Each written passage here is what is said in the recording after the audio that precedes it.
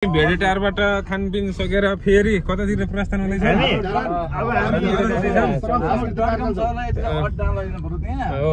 र योसँगै हाम्रो यहाँ धरानमा हाम्रो पुरानो नयाँ साथी भेट भएको छ। हामी चाहिँ धरानबाट नि यो श्रम संस्कृति पार्क जान्छौँ नि भन्छ। त्यहाँ के कस्तो छ तपाईहरुलाई देखाउँछौ। स्योर है। Okay, see you there. श्रम संस्कृति पार्कमा भेटिन्छौँ अब हामी।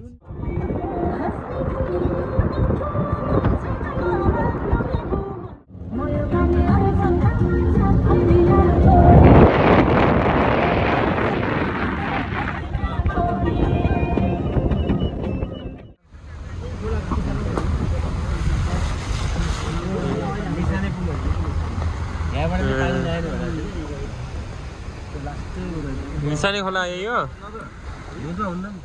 पोइन्ट रे ए drink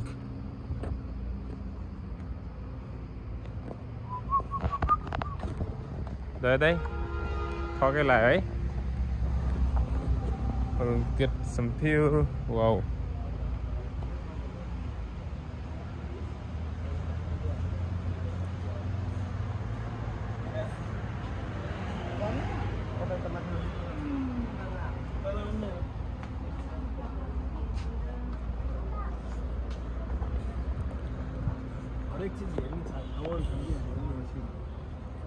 That is fucking Dharan. यो त खतरा टिभी यस्तो गरे भने त बटरफ्लाई देखिँदो रहेछ त। फोटो खिच्न लागेको है। त्यो धरान हो। ट्याक्क संस्कृति पार्कमा छौँ। अर्का साम्पाङले बनाएको श्रम संस्कृति पार्क, जुन पहिला बीपी स्मृति पार्क रहेछ, त्यहीँनिर चाहिँ यो पार्क बनेको रहेछ। अब देखाउँछौँ यो पनि। यो कुन खोला अरे?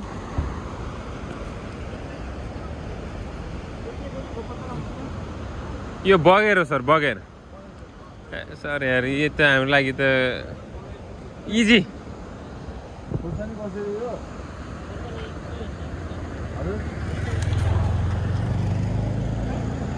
मेरो चाहिँ गाडीको लक खोल्दिनु रे। त्यो सिसा लाउन पर्छ।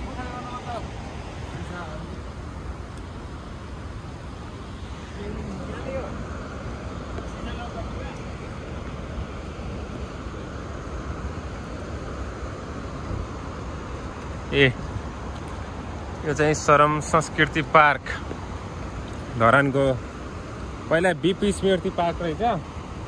त्यसलाई चाहिँ पछि अब हर्कम साम्पाङ ज्यूको कमान्डिङमा जब यहाँ श्रमको क्रान्ति आयो त्यस पछाडि चाहिँ यसलाई श्रम संस्कृति पार्क भन्ने रहेछ। ल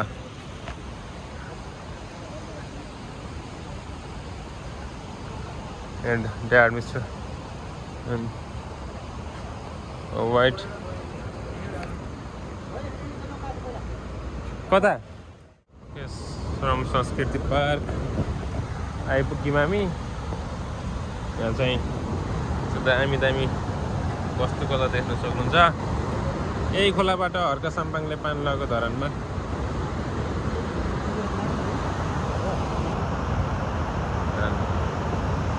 क्या सर्पा रहेछ यार, सर्पा।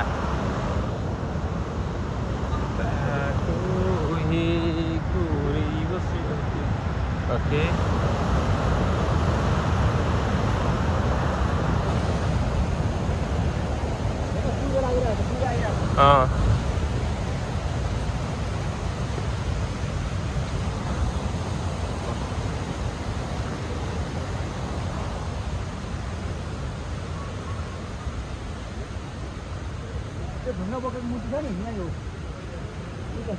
ये श्रम संस्कृति पार्क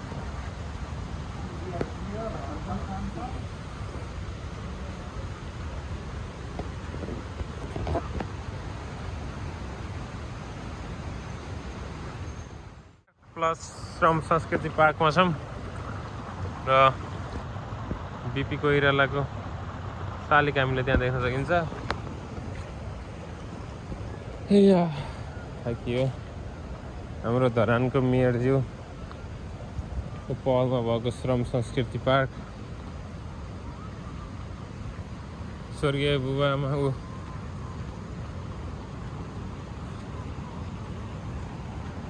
त्यस्तो रहेछ।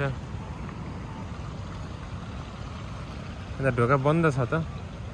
टिकट चाहिने हो?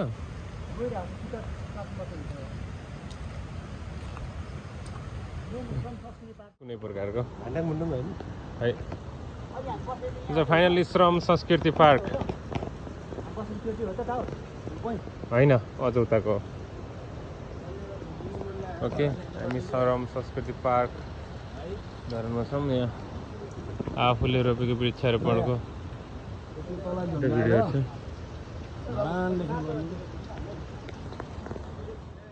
आर्ट नेगन थुलुङ राईले बनाएको। 2 दिन हप्तादेखि श्रम गरेर बस्नु श्रम गरेर गयो नि, त्यतिकै श्रम गरेर के अरे घरहरू के अरे सर्टिफिकेटहरूमा तपाईँको कार्डहरू जस्तो बनाइदिन्छ हो। श्रमदाताको कार्ड भन्छ तपाईँहरूले। श्रम पिता अर्को साम्पाङ भनेर रहेछ। त्यस्तो गर्छु भन्दा नि आउँछु 1 घन्टा सघाउँछु श्रम गर्छु, 1 दिन सघाउँछु श्रम गरेर जान्छु भन्दा नि भयो। पाइयो। So this is the thing.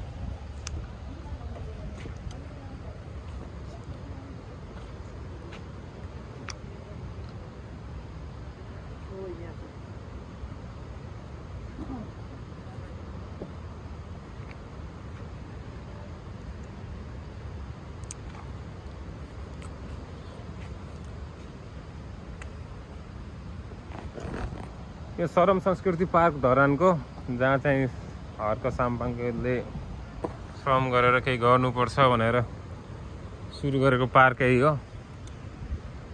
यहाँ हाम्रो थुप्रै कुराहरू छ। यही नै हो, महु श्रमदातादेखि लिएर हरेक कुरा रहेछन्। ठिक छ है पार्क।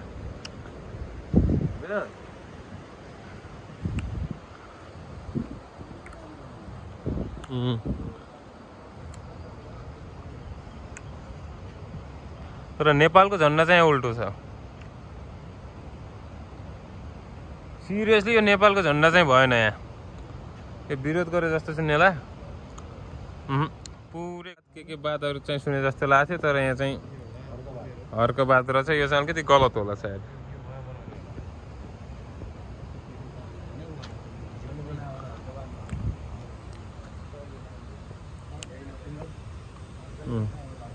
ल चाहिँ ठिक छ।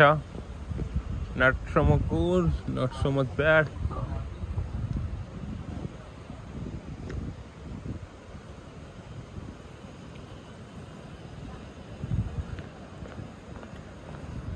हर्क सर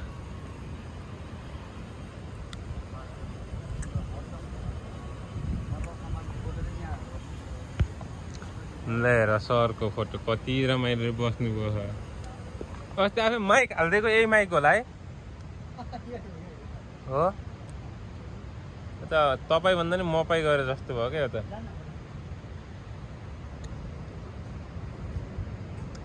यता पनि छन् केही कुराहरू हामीलाई देख्न हेर्न सकिन्छ। यता अझै बन्दै रहेछ।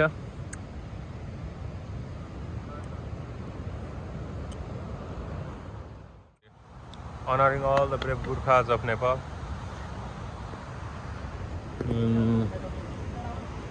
This is Dharan. Sir.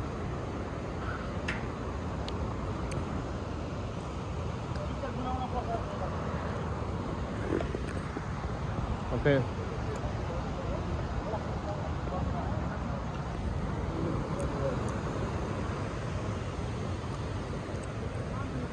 So श्रम संस्कृति पार्क चाहिँ घुमेर भ्याइयो के रे ठिकै हो।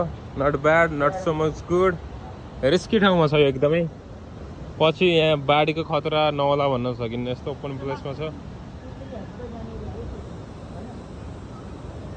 र यही हो श्रम संस्कृति पार्क चाहिँ। That is the culture.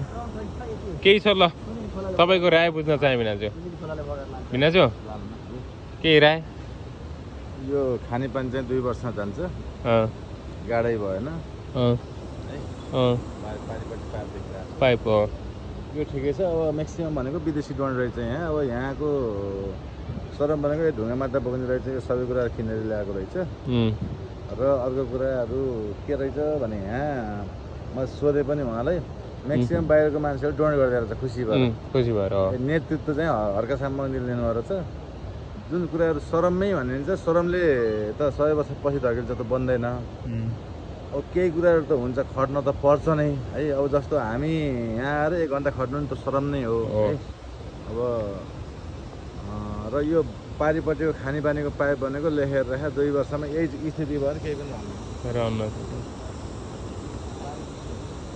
यति हो छैन त्यो त त्यो खोलादेखि को यो सरम संस्कृति पार्क जुन पहिला पिपी नामबाट संस्कृति पार्क तल रहेछ अब त्यो खासै लागू भएको अवस्था नरहेछ थापना मात्रै भएको अब त्यो भनेको एउटा नेतृत्व पङ्क्ति र सबै कुराहरू हुँदै गर्दा एउटा माथिबाट नेतृत्व गर्दै गर्दा सबै ठाउँमा नपुगेको अवस्था भएको बुझियो र यहाँ आएर जुन सरम संस्कृति पार्क नै भनेर बुझ्दै गर्दाखेरि यहाँ सरम गरेको भनेको लगभग 5% मात्र भेटियो र त्यहाँ अहिले टाइल काटेर एउटा खुकुरीको आकार गराउँदै गर्दाखेरि त्यहाँबाट काम गराउने मान्छेहरू हुनुहुँदैछ यहीँको चाहिँ मान्छे भन्दै गर्दा नराम्रो होला होइन यहीँको चाहिँ एउटा भनौँ न अब स्थानीय अथवा यही समितिभित्रको एकजना सर हुनुहुँदैछ उहाँलाई सोधेको त्यो खुकुरी चाहिँ पछि आकार आएर काट्न लाएँ भन्नुभयो अनि मैले उहाँलाई सोधेँ अनि यो त सबै चिजहरू त किनेरै ल्याउनु पर्छ होला जस्तो यो फलामहरू भयो टाइलहरू भनेको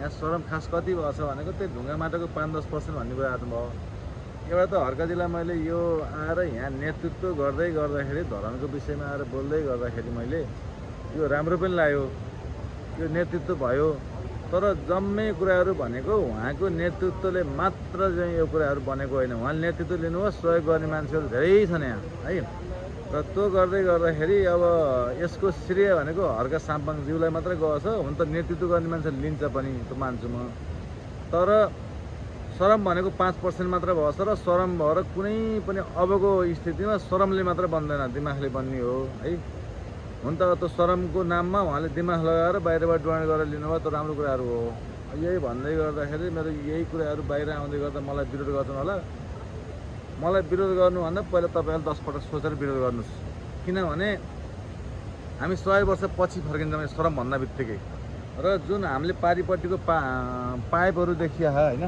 देखाउन सक्छ कि यो कोका खोलाको पाइप भन्ने होला अथवा के होला जहाँसम्म यस्तो दियो यहाँ दुईवटा पाइप आएर छ र यो कस्तो भने अब यो पार्क त व्यवस्थितै लाग्यो अब बेसकरी भवितव्य आएर माथि आएर पूर्ण रूपमा खोलो बगेर आयो अन्त चाइना अमेरिका जस्तो देश पनि अब भस्मसुर भएको अवस्था छ तर यो पाइप भनेको त कस्तो भने तपाईँको चाहिँ